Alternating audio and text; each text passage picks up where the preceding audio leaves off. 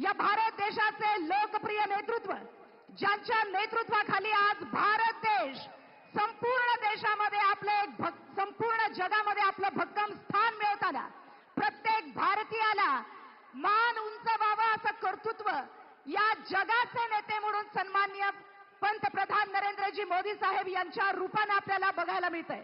बुलंद विकास पुरुष, कर्मयोगी, प्रखर राष्ट्रभक्त, दूरदृष्टीचे जननायक आणि अब की बार 400 पारचा नारा घेऊन सर्वसामान्यांचं सरकार पुन्हा एकदा भारतामध्ये यावं यासाठी महत्वपूर्ण लढा, आपल्याच माणसांवरती अन्याय करणाऱ्या आपल्याच माणसांच्या विरुद्धचा हा लढा सन्मान्य नरेंद्रजी मोदी साहेब यांच्या नेतृत्वाखाली आपण करतोय.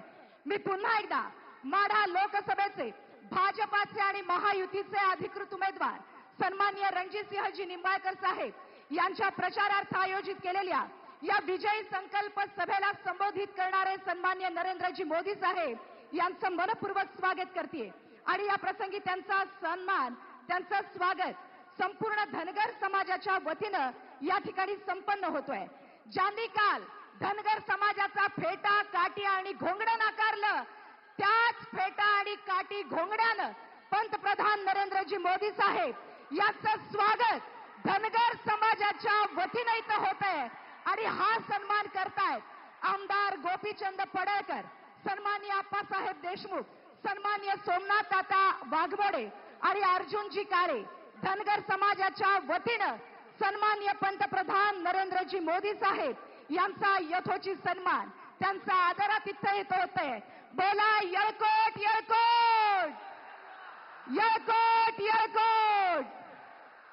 आणि यानंतर सन्माननीय पंतप्रधान साहेबांचा यथोचित सन्मान लाखोंच्या संख्येनं श्रद्धास्थान असणाऱ्या, महादेवाचा अवतार असणाऱ्या बाळू मामाची मूर्ती देऊन सुद्धा इथं सन्मान होतोय.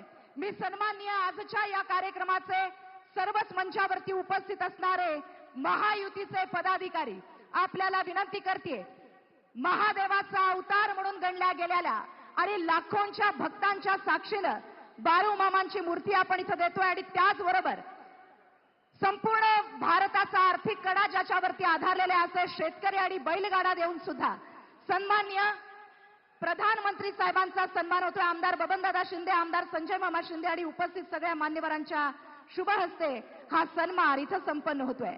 मी पुन्हा एकदा विनंती करते, आमदार बबनदादा शिंदे, आमदार संजय मामा शिंदे, आमदार ॲडव्होकेट शहाजी बापू पाटील, सन्माननीय आमचे परिचारक साहेब, सन्माननीय आमच्या मंचावरती उपस्थित असलेल्या सगळ्याच मान्यवरांच्या शुभ हस्ते हा सन्मान सन्माननीय पंतप्रधान नरेंद्रजी मोदी साहेब यांचा इथं होतोय. आमदार गोपीचंद पडळकर, आमदार जयकुमार गोरे, आमदार परिचारक साहेब आणि मंचावरती उपस्थित असलेल्या सगळ्याच मान्यवरांच्या शुभ हस्ते इथं होत आहे.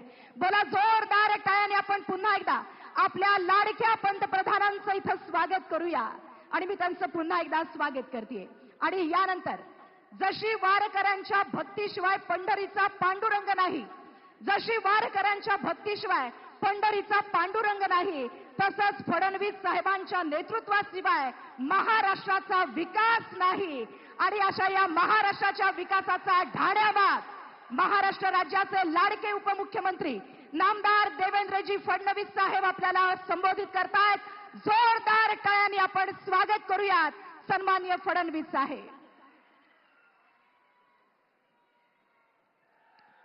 भारत माता की, भारत माता की, छत्रपती शिवाजी महाराज की, धर्मवीर छत्रपती संभाजी महाराज की, येळकोट येळकोट.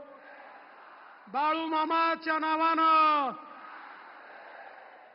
मंचावर उपस्थित असलेले अखिल विश्वातील सर्वाधिक लोकप्रिय नेते, आपल्या सर्वांचे नेते आणि भारताचे प्रधानमंत्री माननीय नरेंद्र मोदीजींचं आपल्या सगळ्यांच्या वतीनं मी या ठिकाणी स्वागत करतो.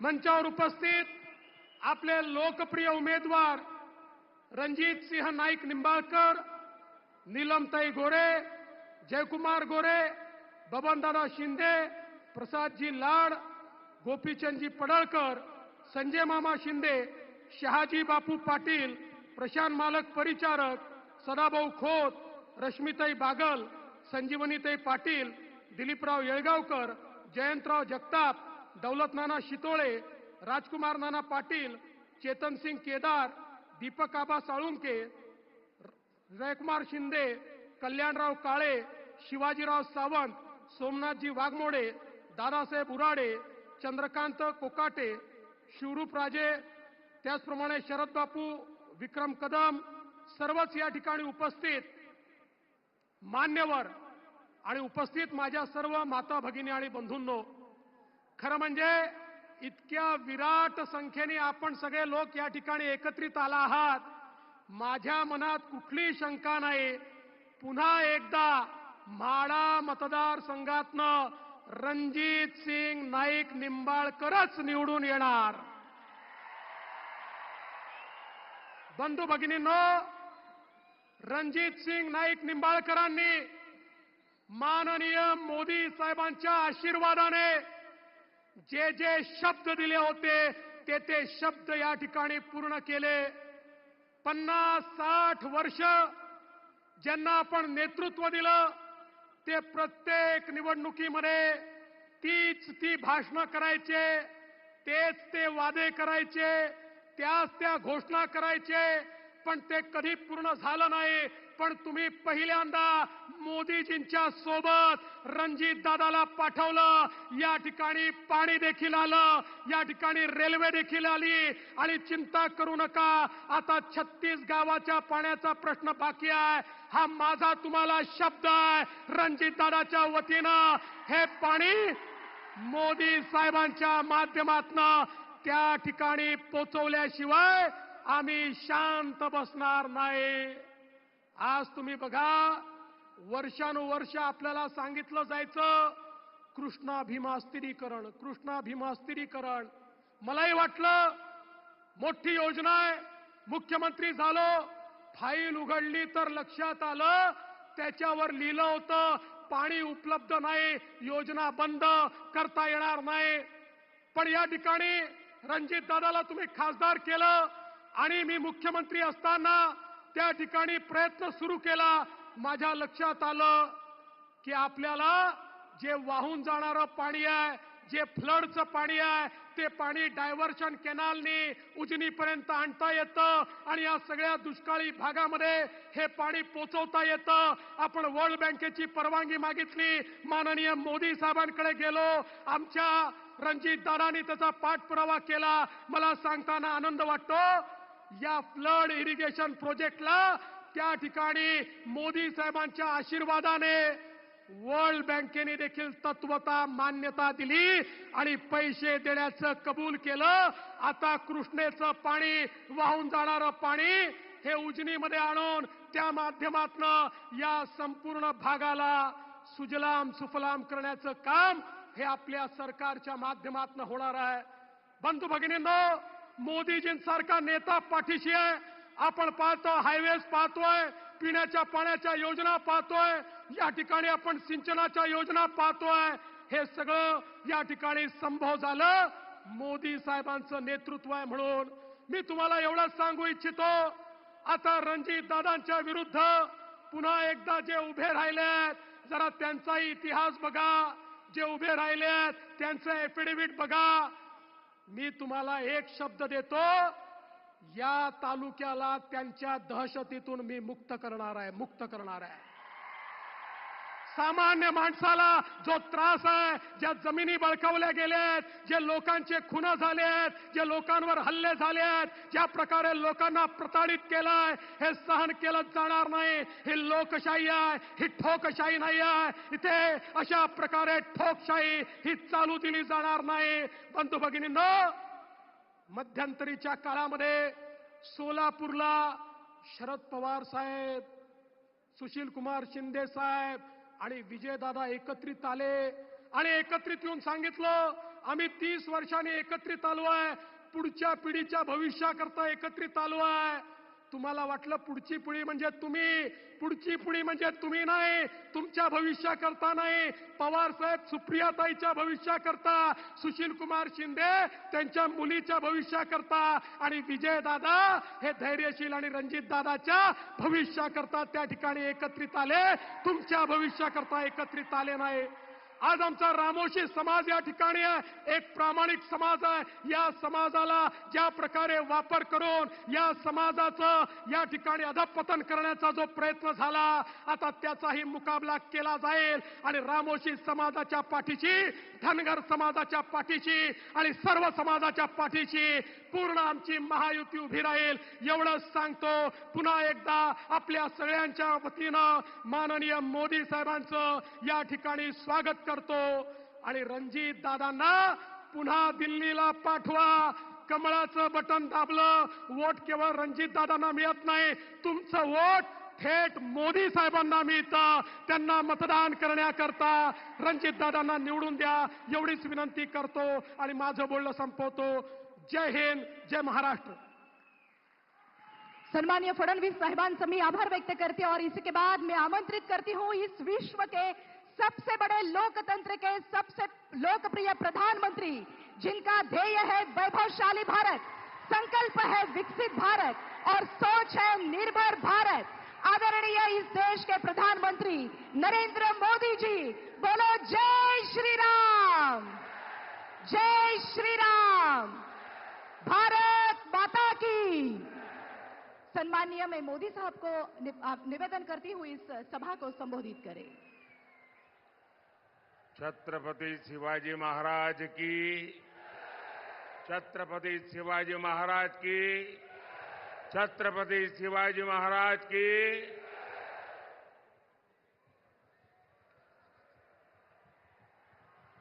इथे मंचावर खासदार आहे,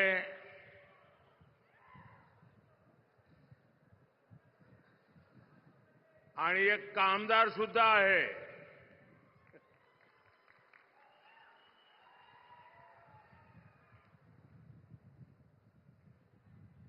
यहां बोलते हैं ना येलकोट येलकोट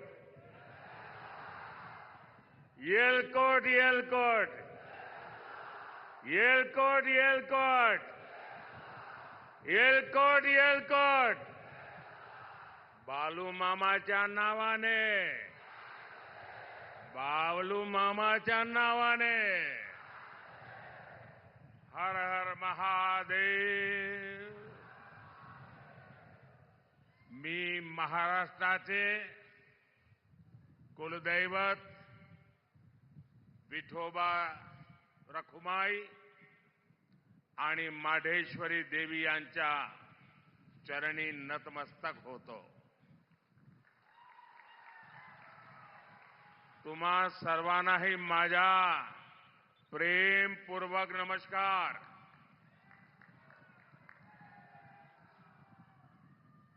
छत्रपति शिवाजी महाराज की इस पवित्र भूमि को मैं श्रद्धापूर्वक नमन करता हूं. ये धरती संतों की है.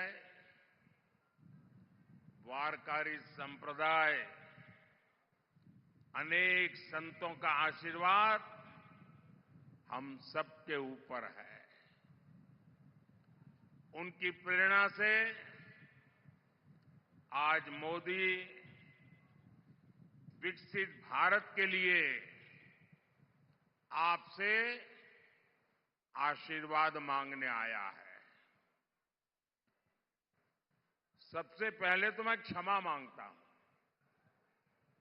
क्षमा इस बात की कि हमारे देश के पॉलिटिशियनों ने ऐसी आदत डाली है कि सभा अगर 11 बजे घोषित होती है तो नेता 1 बजे आता है.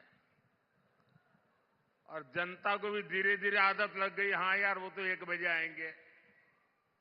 अब मेरी मुसीबत है कि मैं समय पे आ जाता हूं और उसके कारण बहुत से नागरिकों को अन्याय होता है. मैं आया हूं तब से देख रहा हूं पूरा जुलूस आ रहा है वहां से। अब इतनी बड़ी तादाद में जो लोग आ रहे हैं, मैं उनको मेरी बात नहीं कह पाऊंगा, इसलिए जो अभी पहुंचे नहीं हैं, मैं उनकी भी पहले से क्षमा मांगता हूं, क्योंकि आगे के कार्यक्रम में जाने के लिए मैं अपनी बात करके चला जाऊंगा। तो आप कृपा करके मुझे क्षमा कीजिए। आप इतने दूर दूर से आते होंगे, गांवों से आते होंगे और इस सभा के लिए आते होंगे, लेकिन मेरी कठिनाई है कि मैं आपके दर्शन किए बिना आगे निकल जाऊंगा। तो मैं क्षमा मांग करके मेरी बात शुरू करता हूं। लेकिन साथियों, ये जो हुजूम मैं देख रहा हूं, वहां धूप में भी इतने लोग खड़े हैं, ये प्यार, ये बहुत बड़ी ताकत होती है जी। इतनी बड़ी तादाद में माताएं बहनें आशीर्वाद देने आए, जीवन में इससे बड़ा सौभाग्य क्या होता है जी। पिछले 10 साल में आपने जब से मुझे काम दिया है, अपने शरीर का कण कण और समय का पल पल सिर्फ और सिर्फ नम्र भावपूर्वक आपकी सेवा में लगाया है।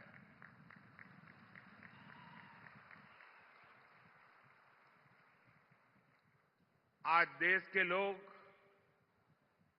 महाराष्ट्र के लोग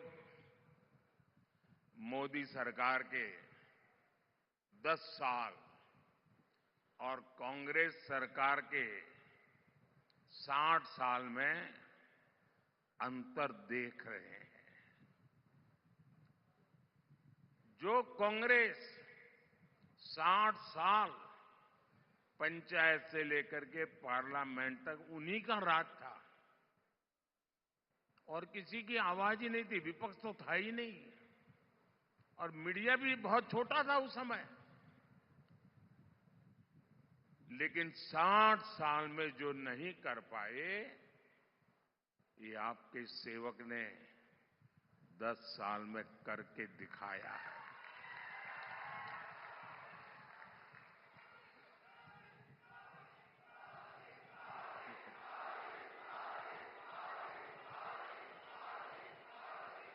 पिछले 60 साल में आपने कई बार कांग्रेस के सभी प्रधानमंत्रियों के मुंह से, उनके सभी नेताओं के मुंह से एक ही बात सुनी होगी, गरीबी हटाएंगे, गरीबी हटाएंगे, गरीबी माला जपते रहते ना। और हर चुनाव में गरीब गरीब गरीब गरीब गरीब गरीब गरीब गरीब गरीब गरीब गरीब गरीब गरीब, यही माला जपते रहते थे। उससे आगे कुछ नहीं करते थे। आपके आशीर्वाद से, आपके सहयोग से और आपने मुझे जो कुछ भी शिक्षा दीक्षा दी है, उसके कारण 10 साल में इस देश के 25 करोड़ लोगों को गरीबी से बाहर निकालने में हमें सफलता मिली है। भाइयों बहनों, आप मुझे बताइए, कोई अगर गरीबी से मुक्त होता है तो आपको अच्छा लगता है कि नहीं लगता है? कोई गरीब का भला हो तो आपको अच्छा लगता है कि नहीं लगता है? जरा माताएं बहनें बताएं, अच्छा लगता है कि नहीं लगता है? अच्छा लगता है। अगर किसी को गरीबी से बाहर निकालते हैं तो हमें पुण्य मिलता है कि नहीं मिलता है? पुण्य मिलता है कि नहीं मिलता है? ये 25 करोड़ लोग गरीबी से बाहर निकले तो इसका पुण्य किसको मिलेगा? इसका पुण्य किसको मिलेगा? इसका पुण्य किसको मिलेगा? इसका पुण्य किसको मिलेगा? इसका पुण्य किसको मिलेगा? मोदी को नहीं मिलेगा। ये जो 25 करोड़ गरीबी से बाहर आए हैं ना, वो वो जो आशीर्वाद दे रहे हैं उस पुण्य के हकदार सिर्फ और सिर्फ आप लोग हैं, क्योंकि आपने वोट देकर मोदी को ये काम करने के लिए कहा था। और इसलिए इस पुण्य के सच्चे अधिकारी आप हैं।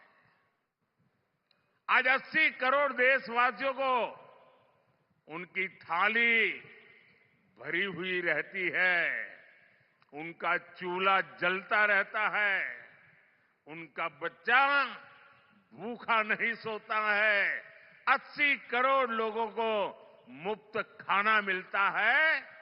इसका पुण्य किसको मिलता है? आपको मिलता है।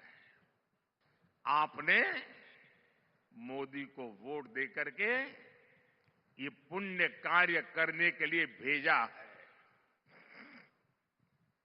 साथियों, जब देश में मजबूत सरकार होती है तो उसका ध्यान वर्तमान के साथ ही भविष्य की योजनाओं पर भी होता है।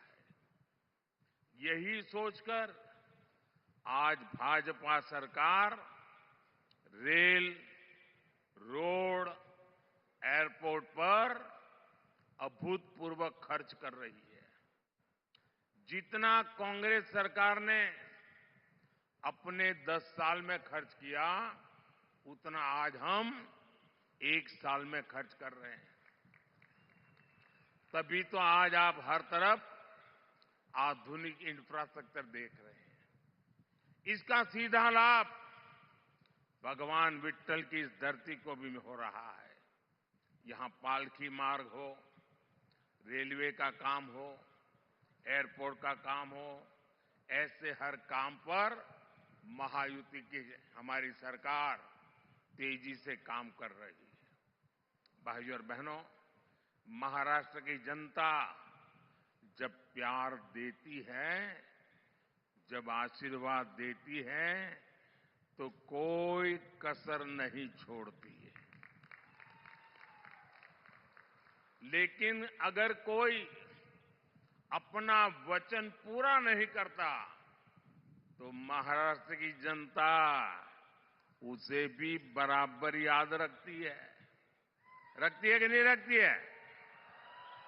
और हिसाब बराबर समय आने पर चुकता करती है कि नहीं करती है? अब देखिए, 15 साल पहले एक बहुत बड़े नेता यहां चुनाव लड़ने के लिए आए थे। कहते हैं कि तब उन्होंने डूबते सूरज की शपथ लेकर कहा था कि यहां सूखे से प्रभावित क्षेत्रों तक पानी पहुंचाएंगे। उन्होंने पानी पहुंचाया क्या? पानी पहुंचाया क्या? पानी पहुंचाया क्या? याद है ना? याद है ना? अब उनको सजा देने का समय आ गया है। एक वो दिन था और एक आज का दिन है। वो यहां से चुनाव लड़ने की हिम्मत नहीं जुटा पाए। साथियों, विदर्भ हो, मराठवाड़ा हो, बूंद बूंद पानी के लिए तरसाने का ये पाप सालों साल से होता रहा है। कांग्रेस को 60 साल तक देश ने राज करने का हक दिया, काम करने का मौका दिया। 60 साल में दुनिया के अनेक देश पूरी तरह से बदल गए, लेकिन कांग्रेस किसानों के खेत तक पानी भी नहीं पहुंचा पाई। 2014 में देश में 99 सिंचाई योजना ऐसी थी, करीब 100 सिंचाई ऐसी योजनाएं थी जो कई कई दशकों से लटकी पड़ी थी।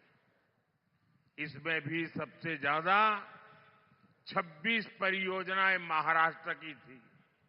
सोचिए कितना बड़ा धोखा इन लोगों ने महाराष्ट्र को दिया है। साथियों, हर खेत में पानी पहुंचाना, हर घर तक पानी पहुंचाना, ये मेरे जीवन का बहुत बड़ा मिशन है। 2014 में सरकार बनने के बाद मैंने पूरी शक्ति इन सिंचाई परियोजनाओं को पर लगा दी। आज कांग्रेस की लटकाई वो करीब करीब 100 सिंचाई परियोजनाओं से 63 परियोजनाएं पूरी हो चुकी है। जिस नीलवांडे डैम का इंतजार 50 सालों से हो रहा था, उसे हमने पूरा करवाया। गौसीखुर्द परियोजना का ज्यादातर काम एकनाथ जी, अजित दादा और देवेंद्र जी की टीम तेजी से पूरा कर रही है। हमारी सरकार 5 साल में ही 11 करोड़ से ज्यादा घरों तक नल से जल पहुंचा चुकी है। 10 साल में माइक्रो इरिगेशन का दायरा भी 2 गुने से अधिक बढ़ा है। इसका लाभ यहां केले की पैदावार से जुड़े किसानों को भी हो रहा है। साथियों, जब देश की आजादी के 75 साल हुए, इतना बड़ा उत्सव था, कोई और नेता होता तो क्या करता? कोई एक बड़ा स्तंभ खड़ा कर देता, उस पर अपना नाम लिखवा देता, कोई ऐसी चीज बना कर देगा, खुद के नाम पर जड़ देता। लेकिन देश जब आजादी के 75 साल मना रहा था, तब मोदी को खुद के लिए कुछ करने का विचार नहीं आया, सरकार का नाम कमाने का विचार नहीं आया। तब मैंने संकल्प लिया था कि देश के हर जिले में 75 साल के निमित्त 75 अमृत सरोवर बनवाऊंगा। अमृत सरोवर अभियान के तहत अनेकों अमृत सरोवर देश के हर जिले में बने हैं। ये अमृत सरोवर मेरे दिमाग में मेरा किसान था, मेरे दिमाग में खेत था, मेरे दिमाग में सूखे खेतों को पानी पहुंचाने का एक संकल्प था। ये अमृत सरोवर आज की नहीं, बल्कि आने वाली पीढ़ियों को भी बहुत काम आने वाले हैं। साथियों, ये हमारा महाराष्ट्र तो सहकारिता की धरती है। यहां के हमारे शुगर कोऑपरेटिव की किसानों को सशक्त करने में बहुत बड़ी भूमिका रही है। मोदी देश की पूरी ग्रामीण अर्थव्यवस्था में सहकारिता के दायरे को बढ़ाने के लिए प्रतिबद्ध है। इसलिए 2019 में जब आपने फिर पूर्ण बहुमत की सरकार बनाई, तो हमने पहली बार देश में सहकारिता के लिए अलग मंत्रालय बनाया, अलग मिनिस्ट्री बनाई। हमने देश भर में 10,000 किसान उत्पादक संघ एफपीओ बनाने का अभियान शुरू किया, जिसमें से 8,000 बन भी चुके हैं। यहां महाराष्ट्र में एफपीओ शानदार काम कर रहे हैं।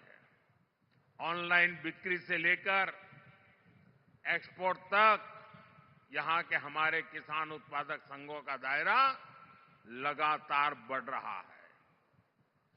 ये हमारी पीएससीज, उनको भी मजबूत किए जा रहा है। इनको सरकार की अनेक दूसरी योजनाओं की सेवाएं देने के लिए भी तैयार किया जा रहा है।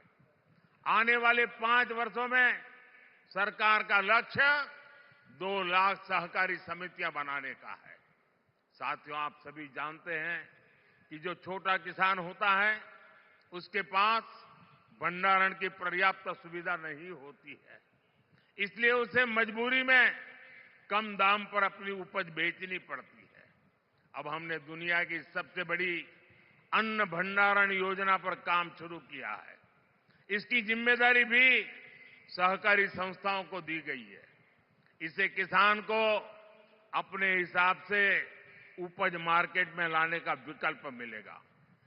बीजेपी ने अपने संकल्प पत्र में प्याज, टमाटर और आलू किसानों की उपज की भी चिंता की है। आने वाले 5 साल में देश भर में विशेष स्टोरेज क्लस्टर बनाए जाएंगे। इसका बहुत बड़ा फायदा महाराष्ट्र के प्याज किसानों को होगा। साथियों, ये अगाड़ी वाले किसानों को लेकर के बड़ी बड़ी बातें आज करते हैं। 2014 से पहले जब इनकी सरकार थी तब क्या स्थिति थी, एक किसानों को याद दिलाना मेरा दायित्व है। और मैं यहां किसी की आलोचना करने नहीं आया। मैं देश की जनता को, महाराष्ट्र की जनता को, मेरे देश के किसानों को सच्चाई से अवगत कराना चाहता हूं। 10 साल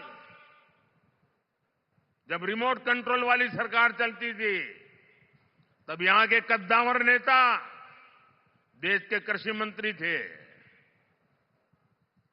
और क्या हुआ था, जब यहां के बड़े कद्दावर नेता दिल्ली में बैठे राज करते थे तो गन्ने का एफआरपी करीब 200 रुपये था। और आज मोदी के सेवा काल में गन्ने का एफआरपी 340 रुपये प्रति क्विंटल, यानी करीब करीब 350 रुपये। जब ये कद्दावर नेता वहां कृषि मंत्रित्व के नाते बैठे थे तब गन्ना किसान अपने एरिया के लिए शुगर कमीशन के ऑफिस का चक्कर लगाते थे। आज ऐसी स्थिति नहीं है। आज देश में करीब करीब 100% एरियर पेमेंट होता है। 2014 में गन्ने का एरियर पेमेंट 57,000 करोड़ रुपए का था और इस साल 1,14,000 करोड़ रुपए की पेमेंट हुई है। इसमें 32,000 करोड़ रुपए महाराष्ट्र के किसानों को मिले हैं। साथियों, इनकम टैक्स को लेकर हमारी शुगर मिल्स 90 के दशक से परेशान थी और ये कद्दावर नेता दिल्ली में बैठे थे। मैं उनको बार बार समझाता था कि भाई, आपके महाराष्ट्र में भी ये कोऑपरेटिव मिले हैं शुगर की, गुजरात में भी है, परेशानी हो रही है। मैं गुजरात का मुख्यमंत्री था, चिट्ठियां लिख रखता था, मिलकर के बताता था। लेकिन 2014 से पहले ये कद्दावर नेता का डिपार्टमेंट होने के बावजूद भी शुगर मिल्स की इनकम टैक्स की समस्या का समाधान नहीं किया। जब मोदी को सेवा करने का मौका मिला, एनडीए की सरकार बनी, तो हमने उसका समाधान कर दिया। हमने कोऑपरेटिव शुगर मिलों को 10,000 करोड़ रुपए की राहत दी, यानी पुरानी इनकम टैक्स डिमांड माफ की, कानूनी मामलों का समाधान भी किया। इसका फायदा हमारे गन्ना किसानों को हुआ। मार्च 2023 से शुगर मिलों को हमने 10,000 करोड़ रुपए का विशेष लोन का प्रावधान भी किया है, ताकि शुगर मिल हर प्रकार का काम तेजी से कर सके, किसानों की पेमेंट न रुके। जब यहां के कद्दावर नेता दिल्ली की सरकार में थे, तब सरकार ने देश के किसानों से सिर्फ 7.5 लाख रुपए की खरीद की थी, 7.5 लाख करोड़ की। आज 10 साल में 20 लाख करोड़ रुपए की खरीदी हमने करके दिखाई है। कहां 7.5 लाख करोड़ और कहां 20 लाख करोड़। महाराष्ट्र के दलहन तिलहन किसानों से 16,000 करोड़ रुपए की खरीद हमारी सरकार ने की है। साथियों, पहले दिल्ली से किसान के नाम पर थोड़ा भी पैसा निकलता था तो यहां कांग्रेस का पंजा उसे लूट लेता था। लेकिन अब दिल्ली में आपका ये बेटा बैठा है, अब दिल्ली से आपके हक की निकली पाई पाई आपके खाते में पहुंचती है। पीएम किसान सम्मान निधि के तहत 3 लाख करोड़ रुपए किसानों के खाते में जमा हुए हैं। इसमें से महाराष्ट्र के किसानों को भी हजारों करोड़ रुपए मिले हैं। साथियों, बीते दशकों में किसानों ने अन्न की पैदावार में भारत को आत्मनिर्भर बनाया है। अब हमारा संकल्प है विकसित भारत में अन्नदाता विकसित भारत की ऊर्जा बने, अन्नदाता ऊर्जा दाता बने। 10 साल पहले देश में सिर्फ 40 करोड़ लीटर इथेनॉल उत्पादन होता था। अब देश में 500 करोड़ लीटर उससे भी ज्यादा इथेनॉल का उत्पादन होता है। इससे पिछले 10 सालों में किसानों के पास 70,000 करोड़ रुपए अतिरिक्त गए हैं और ये पैसा गन्ना किसानों को मिला है। साथियों, हमने गोवर्धन योजना भी शुरू की है। एनडीए सरकार देश भर में गोवर्धन प्लांट लगा रही है ताकि पशुओं के गोबर से गैस से बिजली और किसानों की कमाई भी बढ़े। इसमें से जैविक खाद पैदा हो ताकि हमारी जमीन के लिए काम आ जाए और कम कीमत में उपलब्ध हो। साथियों, किसानों को सौर ऊर्जा दाता बनाने पर भी हम काम कर रहे हैं। पीएम कुसुम योजना से सोलर पंप के लिए खाली पड़ी जमीन में छोटा सा सोलर प्लांट लगाने के लिए सरकार मदद दे रही है। इससे किसान मुफ्त बिजली भी उपयोग कर पाएगा और बाकी बिजली सरकार खरीदेगी। अब तो मोदी ने हर परिवार के बिजली बिल को 0 करने का बीड़ा उठाया है। पीएम सूर्य घर मुफ्त बिजली योजना बनाने के पीछे यही उद्देश्य है। इसके तहत घर की छत पर सोलर पैनल लगाने के लिए सरकार मदद करेगी, बैंक खाते में पैसा डालेगी। जितनी जरूरत हो उतनी मुफ्त बिजली का उपयोग करो और बाकी बिजली सरकार को बेच दो, कमाई करो। यानी बिल भी 0 और बिजली से कमाई भी। ये होता है मोदी की गारंटी का मतलब।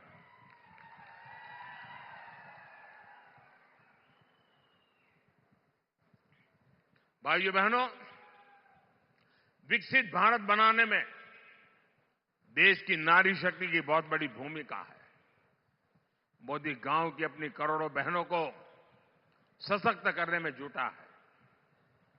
10 वर्ष में हमने 10 करोड़ बहनों को स्वयं सहायता समूहों से जोड़ा है। आज ये बहनें गांव की अर्थव्यवस्था को गति दे रही है। हमारे प्रयासों से कुछ समय के भीतर 1 करोड़ बहनें लखपति दीदी बनी है। आंकड़ा बहुत बड़ा है। 1 करोड़ बहनें मेहनत करके, कमाई करके लखपति दीदी बनी है। और अब मोदी ने गारंटी दी है कि मैं 3 करोड़ बहनों को लखपति दीदी बनाऊंगा। और तभी तो हिंदुस्तान कोने कोने से हर मां, हर बहन, हर बेटी एक ही बात कह रही है, फिर एक बार, फिर एक बार, फिर एक बार।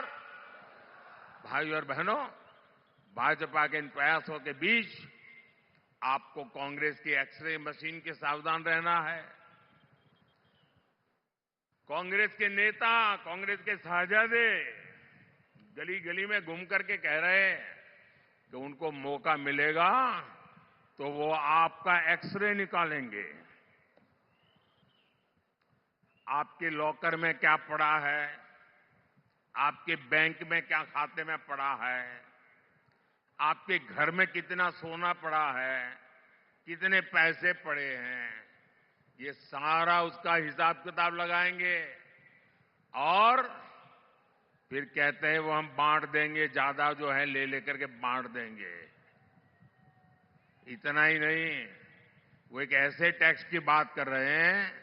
आज आप हर मां बाप मेहनत करके कुछ न कुछ बचत करता है, अपनी जरूरत को कम करके बचत करता है, क्योंकि उसके मन में रहता है कि मरने के बाद बच्चों को कुछ दे करके जाऊं, अपने संतानों को कुछ दे करके जाऊं। और इसलिए वो कुछ न कुछ बचत करता है। अब ये कहते हैं जो बचत करते हैं आप, उस पर सिर्फ आपके संतानों का हक नहीं होगा, उस पर सरकार का भी हक होगा। और जो भी आपने बचाया है बच्चों के लिए, वो बच्चों को जाने से पहले आधा से ज्यादा सरकार ले लेगी।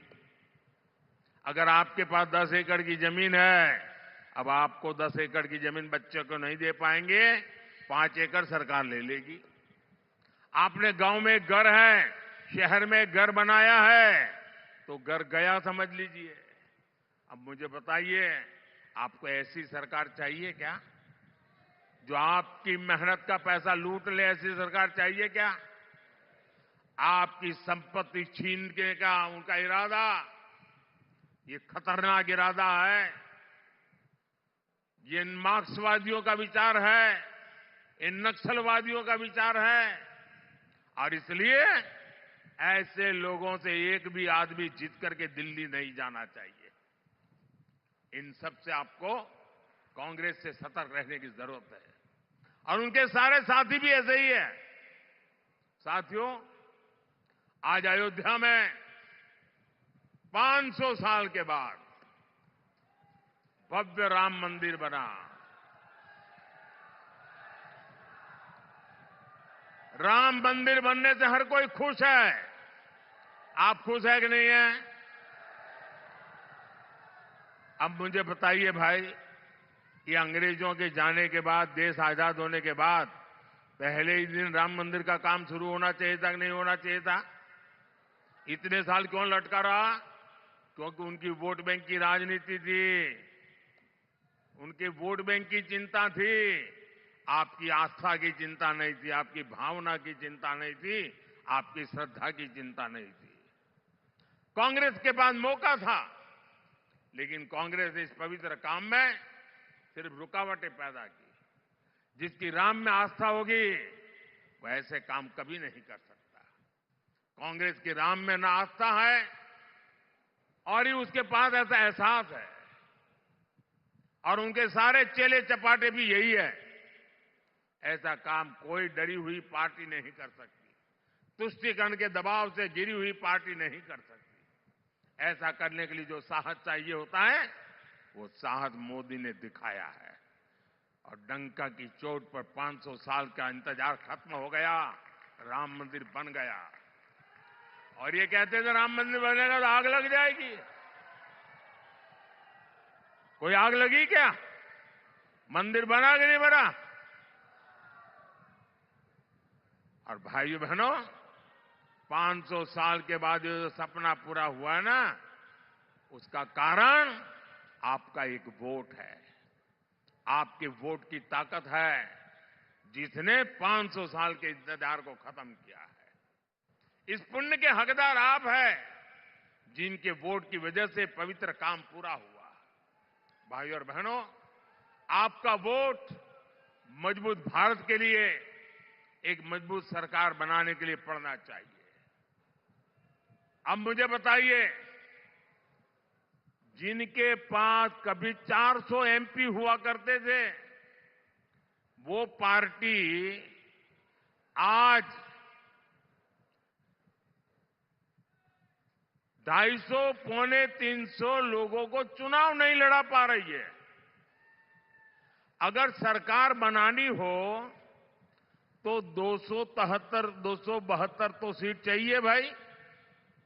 वो इतनी लड़ा नहीं रहे, तो सरकार बनेगी कैसे? जीतेगी कैसे?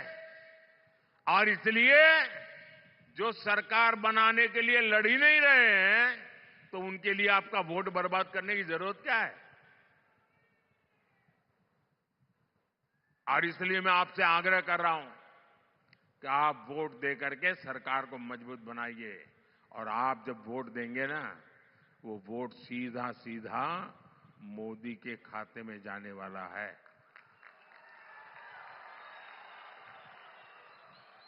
7 मई को गर्मी कितनी ही क्यों न हो, पहले मतदान फिर जलपान। मतदान किए बिना जलपान नहीं करेंगे, ये हमें संकल्प करना है। 7 मई को मेरे साथी रंजीत नायक निंबाळकर जी को आप जो वोट डालेंगे वो मोदी की शक्ति बढ़ाएगा। माढ़ा के लोगों से मेरा एक आग्रह और है, आप इनको तो जिताइए, लेकिन मेरा एक और काम करिए। यहां से जाने के बाद गांव में, मोहल्ले में, परिवार में सबको बताना कि अपने मोदी जी आए थे और मोदी जी ने आपको नमस्कार भेजा है, प्रणाम भेजा है। मेरा प्रणाम पहुंचा देंगे, सभी को मेरा प्रणाम पहुंचा देंगे। मेरे साथ बोलिए, भारत माता की, भारत माता की, भारत माता की। बहुत बहुत धन्यवाद। या महाविजय संकल्प सभेला संबोधित करणारे आदरणीय देशाचे लाडके पंतप्रधान नरेंद्रजी मोदी साहेब यांचं या ठिकाणी मी मनपूर्वक आभार व्यक्त करते। आणि या महाविजय संकल्प सभेला उपस्थित असणाऱ्या सन्माननीय रश्मी दीदी बागल यांना मी विनंती करते त्यांनी कार्यक्रमाचं आभार प्रदर्शन व्यक्त करावं। आजच्या कार्यक्रमाच्या निमित्तानं आपल्या सगळ्यांचे नेते आदरणीय नरेंद्रजी मोदीभाई यांनी आज आपल्या इथे येऊन मनोगत व्यक्त केलं, आपल्या सगळ्यांना आशीर्वाद दिला, आपल्या सगळ्यांना आपला नमस्कार पोहोचवण्यासाठी सांगितलं।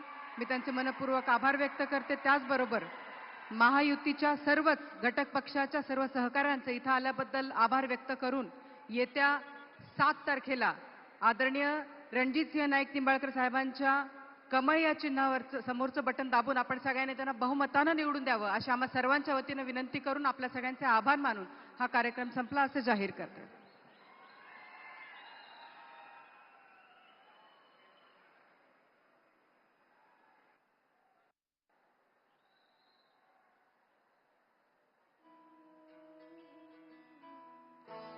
आणि या निमित्तानं या महाविजय संकल्प सभेला उपस्थित असलेल्या लाखोंच्या संख्येनं आलेल्या भारतीय जनता पार्टी आणि महायुतीच्या सन्माननीय सगळ्याच प्रेमींचं मी आभार व्यक्त करते।